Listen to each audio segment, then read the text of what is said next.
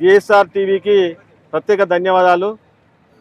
ప్రభుత్వ వ్యతిరేక కార్యక్రమాలు ఎప్పటికప్పుడు ప్రజలకు అందించడంలో శివరాం గారు ముందుంటారు కాబట్టి వారికి ప్రత్యేక కృతజ్ఞత తెలియజేస్తూ ఈరోజు హుజురాబాద్ పట్టణం పరిసర ప్రాంతాల్లో డంపింగ్ యార్డ్ పెట్టాలని ఒక ఆలోచన ప్రభుత్వానికి వచ్చిందని మా దృష్టికి వచ్చింది కాబట్టి దీన్ని వెంటనే విరమించుకోవాలి. లేకపోతే హుజురాబాద్ నియోజకవర్గ కార్యకర్తలు కావండి ప్రజలు కానీ ఏకముక్త కంఠమై ఈరోజు డంపింగ్ యార్డు అడ్డుకుంటూ సిద్ధంగా ఉన్నారు.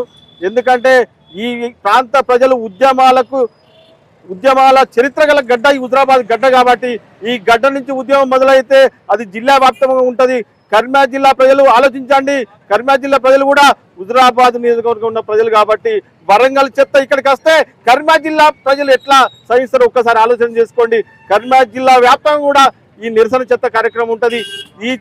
ఈ డంపింగ్ యార్డు వ్యతిరేక కమిటీ అఖిలపక్ష సమావేశం కూడా జరిగి కూడా అన్ని పార్టీలు కూడా తీసుకొని దీన్ని ఖచ్చితంగా ఇక్కడి నుంచి నిలిపివేసేదాకా పోరాటం ఆగదు.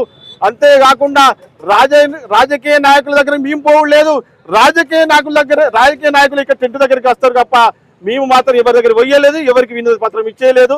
అందరు ఇక్కడ టెంట్ కాడికి వచ్చే సమాధానం చెప్పాలి. ఈ హుజురాబాద్ ప్రజలకు డంపింగ్ యార్డు రాదు అని సమాధానం చెప్పే వరకు ఈ దీక్ష కొనసాగుతుంది. కాబట్టి దీన్ని ఎవరు వ్యతిరేకించినా కానీ సీరియస్గా ఉంటుంది. కాబట్టి అవసరమైతే ఈ ప్రాంత ప్రజలు ప్రాణ త్యాగానికైనా సిద్ధం కానీ ఈ డంపింగ్ యార్డ్ ఎట్టి పరిస్థితుల్లో ఇక్కడ ఉండనియద్దని మేము రాజకీయ నాయకులను కోరుతున్నాం.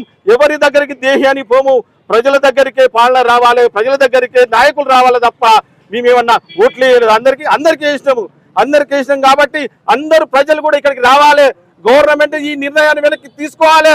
దీనికోసం అధికార పార్టీ కానివ్వండి, ప్రతిపక్ష పార్టీ కానివ్వండి, బీజేపీ పార్టీ కానీ ఎన్ని పార్టీలు ఉన్నా ఇక్కడికి వచ్చి ఈ ధర్నాలో సంఘం కలిపి ఇది వచ్చేదాకా ఇది నిలుపుదల చేసేదాకా ఇక్కడి నుంచి కదిలేదు.